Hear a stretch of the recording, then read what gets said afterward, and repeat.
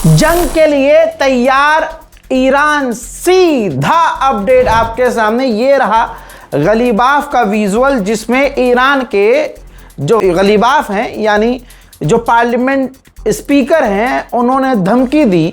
उन्होंने कहा कि अमेरिका अगर MOU यानी एग्रीमेंट का पालन नहीं करता है तो हम जंग के लिए तैयार हैं। बहुत सीधी सीधी ईरान ने बात की है, लेकिन ये तो बेवकूफ़ों वाली बात हो गई। कैसे? अरे जब आपको पता था ईरान से ज़्यादा अमेरिका के कैरेक्टर को कोई नहीं समझता, इसके बावजूद आप डील कर रहे हो। आपने सोचा डील कर लेंगे तो अमेरिका रुक जाएगा, अमेरिका नहीं रुका, और आपने ही बोला बाद में कि हमें अमेरिका पर भरोसा नहीं है। तो जब अमेरिका की लिखित बातों पर भरोसा नहीं है और आज ये नौबत आ गई कि आपको अमेरिका को सीधी चेतावनी देनी पड़ रही है, रोज जंग लड़ेंगे, और आज गलीबाफ ने अपने मुंह से कह दिया ऑन रिकॉर्ड कि हम ईरान वाले अमेरिका से सीधी तरह से जंग के लिए तैयार हैं, जंग लड़ने को तैयार हैं। तो भाई डील का तो इसका मतलब कहीं भी कोई बेनिफिट नहीं है। तो भाई डील आप कर क्यों रहे हो? सबसे बड़ा सवाल ईरान से अब जनता यही कर रही है। देखिए, गलीबाफ ने इस वीडियो के अंदर यही कहा है कि हम एक ऐसे पार्टनर से, एक ऐसे जो पार्टी है, वो ऐसी पार्टी है, उससे हम बात कर रहे हैं जो भरोसे के काबिल नहीं है। उसको जब मौका मिलेगा वो हम पर हमला कर देगा, डील खराब कर देगा। उन्होंने आगे ये भी कहा पार्लियामेंट स्पीकर गलीबाफ ने कि मौका लगा और ज़रूरत पड़ी तो हम जंग के लिए तैयार हैं। और लेबनान की जो फौज है वो इजराइल के लिए काम कर रही है।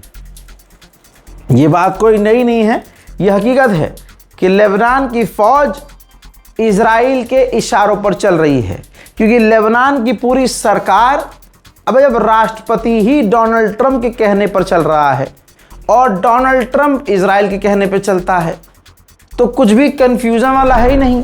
गलीबाफ ने आगे ये भी कहा कि 60 दिन का जो हमारा एग्रीमेंट है उसके अंतर्गत हम किसी भी हालत में स्ट्रेट ऑफ हॉर्मूज में पैसा नहीं वसूल रहे हैं, और उसके बाद हमें क्या करना है, स्ट्रेट ऑफ हॉर्मूज में हमारा ही कानून चलेगा।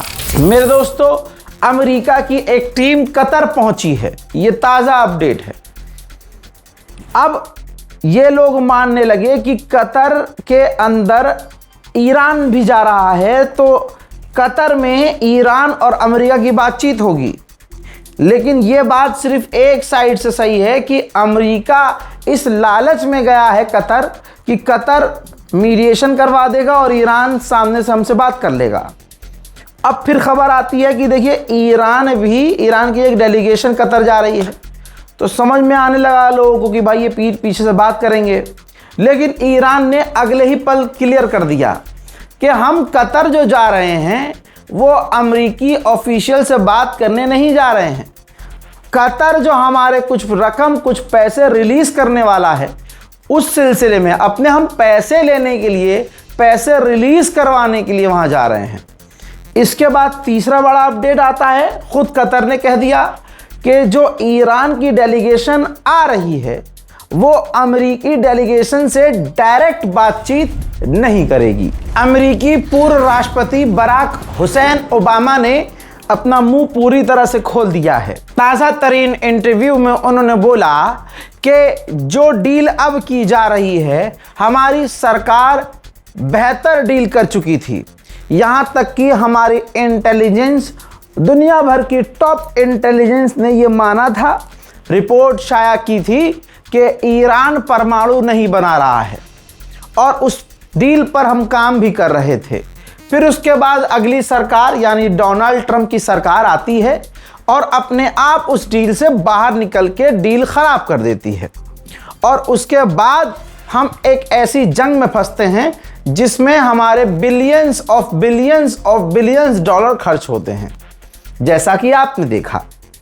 और अब फिर वही सब डील की जाती है जो डील हमने की थी, यानी सब कुछ बर्बादी, सारा पैसा बर्बाद, सारी मेहनत बर्बाद।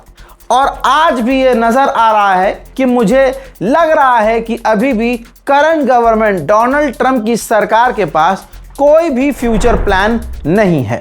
इजराइल ने नोटिफाई किया है कि हमने आयरन डोम को और ताकतवर कर दिया है, अपडेट कर दिया है, लेकिन इंशाअल्लाह जैसे ये दुनिया में अमेरिका और इजराइल का हथियारों का जो फर्जी भरम एक अकेले ईरान ने तोड़ा है, ये कितने भी आयरन डोम को मजबूत कर लें, उधर ईरान के भी तो हथियार मजबूत हो रहे हैं लाला, सिर्फ तुम्हारा आयरन डोम थोड़ी।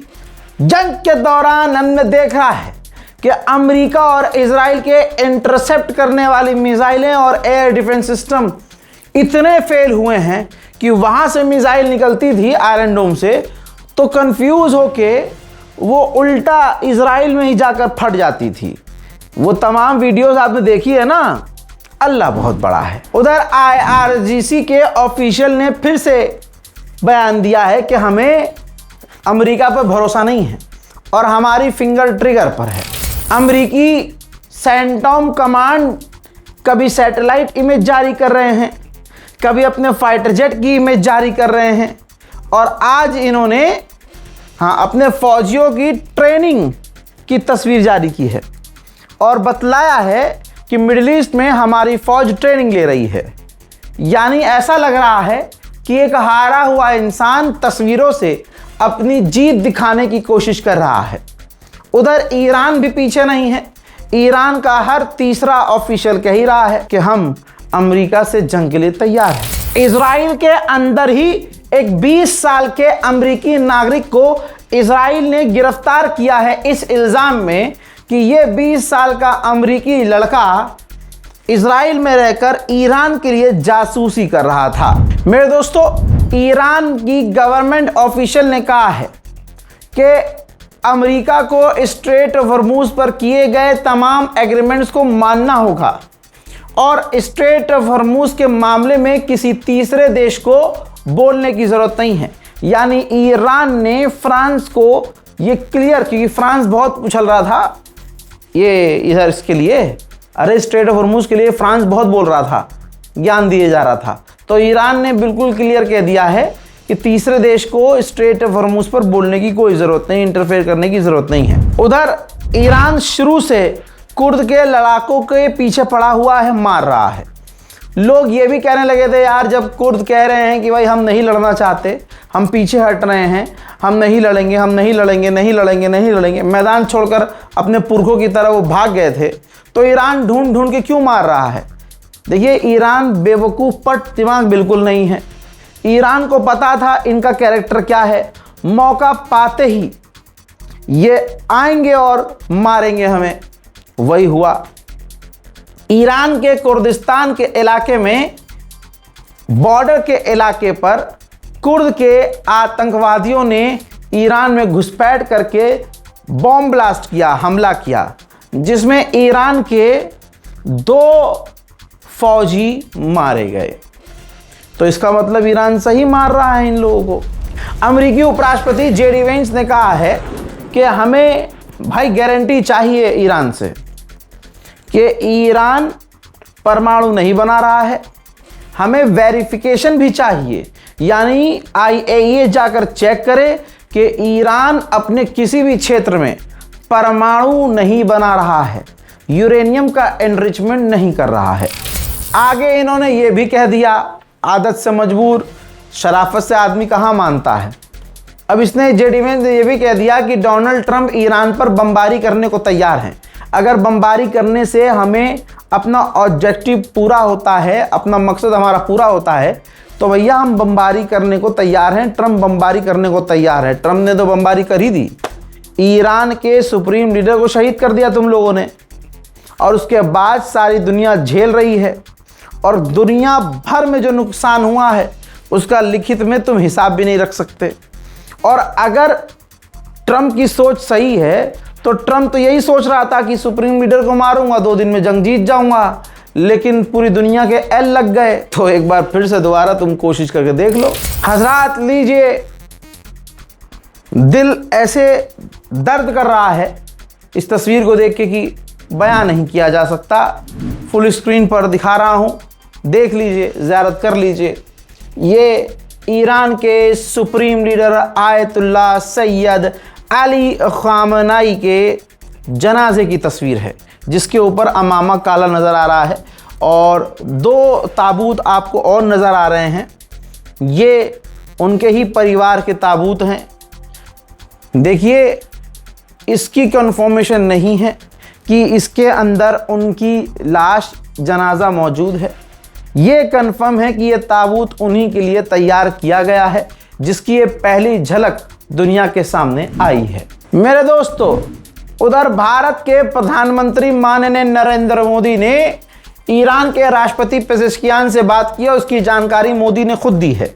कहा कि हमने जो रीसेंट डेवलपमेंट हुए हैं वेस्ट एशिया में, उस पर बात की और वेलकम किया है हमने, जिस तरह से बातचीत करके मामले को हल करवाने की कोशिश की जा रही है और इलाके में शांति लाने की कोशिश की जा रही है। मैंने स्ट्रेट ऑफ हॉर्मुज़ में नेविगेशन आज़ादी की बात की है, यानी स्ट्रेट ऑफ हॉर्मुज़ से जहाज़ बिना किसी डर के गुजर सके, इन तमाम मुद्दों पर मैंने बात की है हजरात। अब हम ये नहीं कह सकते कि पेजेश्कियान ने मोदी से बात क्यों की है, मोदी तो वैसे ही खिलाफ है, मोदी तो इजराइल के करीब है, मोदी ये मोदी वो। देखिए, पता सबको है कौन किसके पाले में है, लेकिन ये जो ओहदा होता है ना, एक पोजीशन की, भाई यही राष्ट्रपति हैं, तो दुनिया में एक सिस्टम बना हुआ है, उसी सिस्टम के हिसाब से बात की जाती है।